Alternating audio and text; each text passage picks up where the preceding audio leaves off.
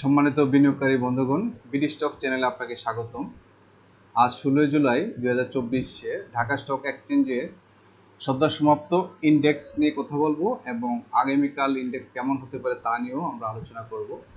আর আলোচনা শেষে দুটি ভালো নিউজ আপনাদের সঙ্গে শেয়ার করব। তাহলে চলুন শুরু করা যাক আজকের সদ্য সমাপ্ত ইন্ডেক্স। আজকে ইন্ডেক্স পয়েন্ট হচ্ছে 5483.14 পয়েন্টে ক্লোজ করেছে, যা গত দিনের তুলনায় 1.83 পয়েন্ট কম। আর টাকার ভ্যালুতে টার্নওভার আসছে 564.41 কোটি, যার ফলে দেখা যাচ্ছে গতকালকের তুলনায় আজকে প্রায় 100 কোটি 98 কোটি কিন্তু লেনদেন কম হয়েছে। আর যার ফলে স্টকটা কিন্তু আজকে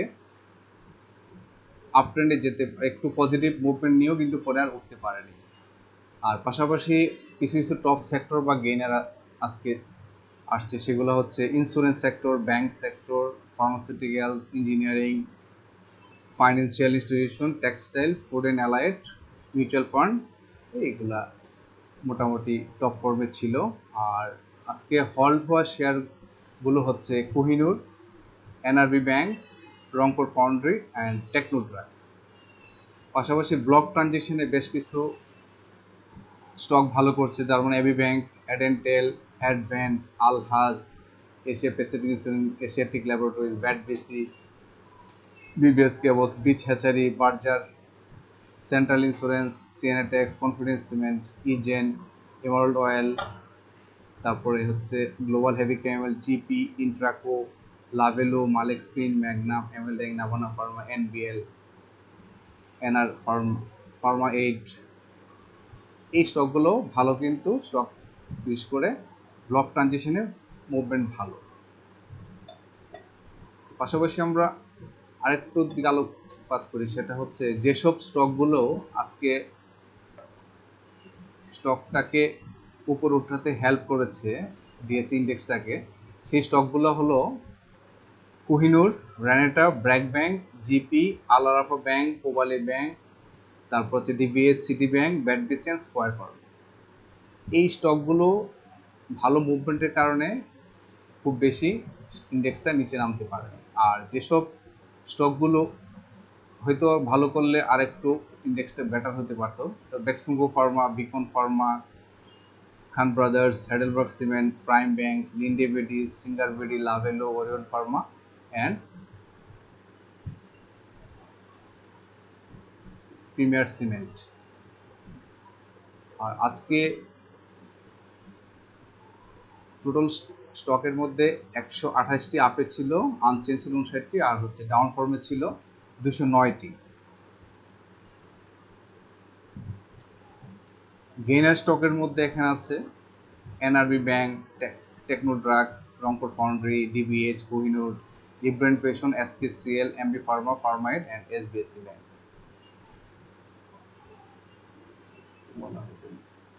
তো এই ছিল ঢাকা স্টক এক্সচেঞ্জের একটা জাস্ট সামারি। এখন আমরা দেখব চার্টের ক্লোজ করেছে 5483.1 পয়েন্টে। তো এখানে লক্ষণীয় যে ম্যাটারটা এখানে চলে আসছে, সেটা হচ্ছে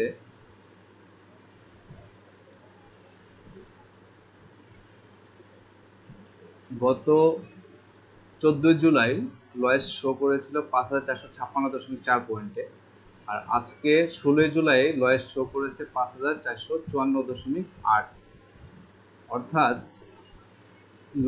লোয়ার লোটা কিন্তু আজকে একটু বেশি দিয়েছে, তার মানে হচ্ছে এই লেভেল থেকেও নিচে নেমে আসতে যেতে। এখন যদি দেখা যাচ্ছে যে আগামীকালকে যে ক্যান্ডেলটা, এই ক্যান্ডেলটা যদি একটু ভালো ভলিউমে একটু গ্রিন ক্যান্ডেল শো না করে, তাহলে কিন্তু ইন্ডেক্সটা হয়তো কারেকশন হয়ে 5373 এসে একটা সাপোর্ট নিয়ে হয়তো মুভমেন্টটা পজিটিভ করতে পারে। আর এটা মেবি 23 জুলাইয়ের মাঝে আসতে পারে, অথবা 25 জুলাইয়ের মাঝেও আসতে পারে, যদি আরেকটু কারেকশন নিচের দিকে আসে। এটা একটা জাস্ট একটা ইমাজিনারি একটা লাইন ড্র করে পিক থেকে ধরে মনে হচ্ছে যে 23 জুলাই যদি এখানে ডাউন হয়, তাহলে হয়তো এখান থেকে তো একটা আপ ফ্রন্টে যেতে পারে, অথবা যদি নিচে আসে 5309 বা 10-এর এই আশপাশে, তাহলে এখান থেকে 25 তারিখে পর্যন্ত একটা আপসুইং আমরা হয়তো দেখতে পারি। আর আজকে লেনদেন হচ্ছে যেখানে ওপেন করছিল 5,485 পয়েন্টে, ক্লোজটা করেছে 5,483।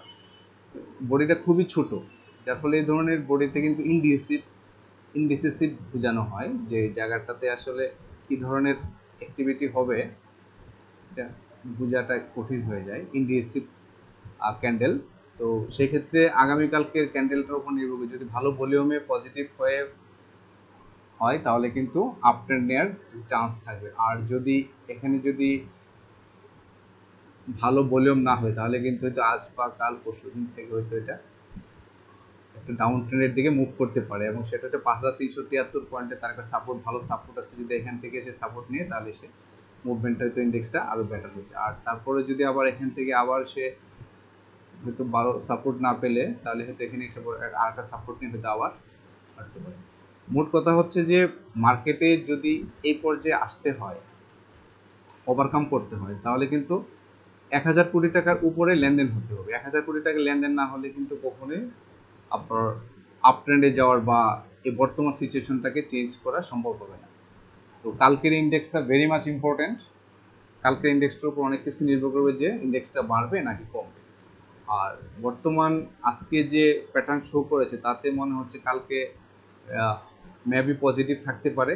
আর যদি ভালো ভলিউম পায় তাহলে কিন্তু এটা খুবই ভালো হবে, আর না হলে কিন্তু পজিটিভ থাকলেও দেখা যাচ্ছে হয়তো ক্যান্ডেলটা এত স্ট্রং ক্যান্ডেল হলো না, ভলিউমটা কম হলো, তাহলে কিন্তু আবার দু একদিন পরে হয়তো দেখা যাচ্ছে আবার এখানে হয়তো আবার একটা ডাউন ফ্রন্ট শো করে কারেকশন আসতে পারে, দেন এখান থেকে আপ দিতে পারে।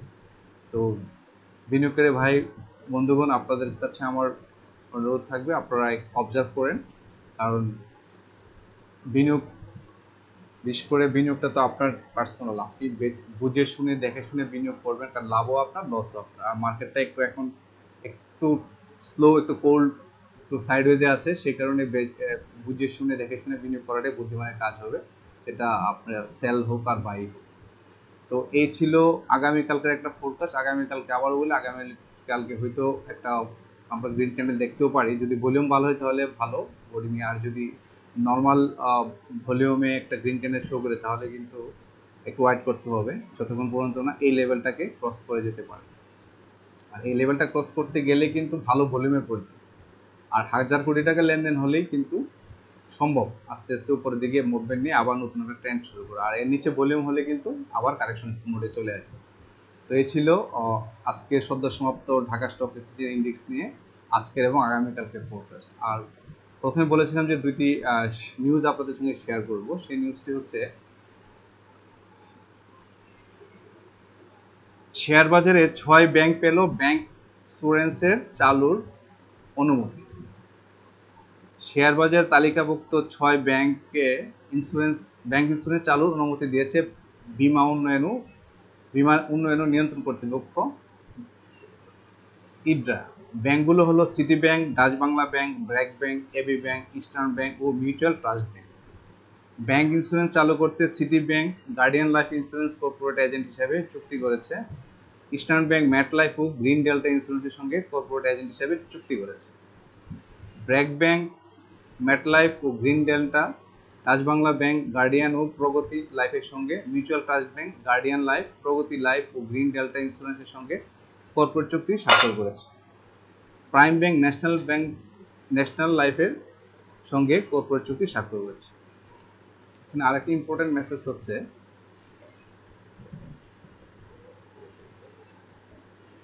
মেসেজটা হলো এই যে একটি ব্যাংক একই সঙ্গে 3টি জীবন বীমা ও 3টি সাধারণ বীমার পণ্য সেবা বিক্রি করতে পারবে। যেসব ব্যাংক প্রকৃত ঋণ খেলাপি ঋণ 5% কম তারাই শুধু এর সেবায় যুক্ত হতে পারবে। সেক্ষেত্রে বাণিজ্যিক ব্যাংকগুলোর মূলধনের বিপরীতে ঝুঁকিভিত্তিক সম্পদের অনুপাত হতে হবে 12.5%। আর একটা মেসেজ হচ্ছে, বাংলাদেশ ব্যাংকের দেওয়া ক্রেডিট রেটিং বা ঋণ মানি গ্রেড 2 এর নিচে থাকা ব্যাংক বীমা ব্যবসায় যুক্ত হতে পারবে না। এই ছিল ব্যাংক শেয়ারের সাথে নতুন একটা পলিসি যোগ হওয়া, ব্যাংক অ্যাসুরেন্স। তো ব্যাংক অ্যাসুরেন্সের এটা যদি এখন 6টা ব্যাংক আপাতত লিস্টেড আছে, পরবর্তীতে বাড়বে, এতে করে কিন্তু ব্যাংকের শেয়ারের একটা পসিবিলিটি আছে যে এটা বৃদ্ধি পাওয়ার, যেহেতু একটা নতুন একটা প্রোডাক্ট যোগ হলো ব্যাংকের সঙ্গে, তাহলে এখান থেকে ব্যাংকও লাভবান হবে, ইন্স্যুরেন্সও লাভবান হবে। তাহলে ব্যাংক, ইন্স্যুরেন্স, ফাইন্যান্সের দুইটা সেক্টরে কিন্তু ভালো হওয়ার সম্ভাবনা আছে। আরেকটা নিউজ হচ্ছে, নবম পঞ্চবার্ষিক পরিকল্পনায় শেয়ার বাজার শক্তিশালী করার পরামর্শ দেওয়া হয়েছে বাংলাদেশের পলিসি মেকারদের কাছ থেকে। সেখানে বলা হচ্ছে, চুম্বক অংশটা বলতেছি আপনি, বিনিয়োগের জন্য আর্থিক খাত, বিশেষ করে ব্যাংক ও শেয়ার বাজারের সংস্কারের সুপারিশ থাকছে নবম পঞ্চবার্ষিক পরিকল্পনা। নতুন পরিকল্পনার পটভূমিতে বলা হয়েছে, বেসরকারি বিনিয়োগ আকর্ষণের বিষয়টি ব্যাংক খাতের স্বাস্থ্যের উপর নির্ভর করে। সেজন্য ব্যাংক খাতের উপর তদারকি ও নজরদারি বাড়ানোর পরামর্শ দেওয়া হয়েছে এবং এক হাতের প্রয়োজনীয় সংস্কার করার বিষয়ে জোরালোভাবে বলা হয়েছে। তো এই ছিল দুটো নিউজ, বিশেষ করে শেয়ার বাজারে ব্যাংক এবং ফাইন্যান্স দুটোকেই ডেভেলপ করার জন্য বাংলাদেশ গভর্নমেন্টের কাছে প্রস্তাব করা হচ্ছে। অলরেডি ব্যাংকের নতুন একটা পলিসি যুগ হচ্ছে, যার ফলে ব্যাংকের শেয়ারগুলো হয়তো আস্তে আস্তে আরও ডেভেলপ করবে। তো ধন্যবাদ আমার চ্যানেলের সঙ্গে থাকার জন্য। আপনাদের কাছে আবার রিকোয়েস্ট করবো আমার চ্যানেলটাকে সাবস্ক্রাইব করবেন। ততক্ষণে ভালো থাকবেন। আগামীকালকে হয়তো নতুন ডিসকাশনে আপনাদের সঙ্গে যুক্ত হব। সবাই ভালো থাকবেন। আসসালামু আলাইকুম।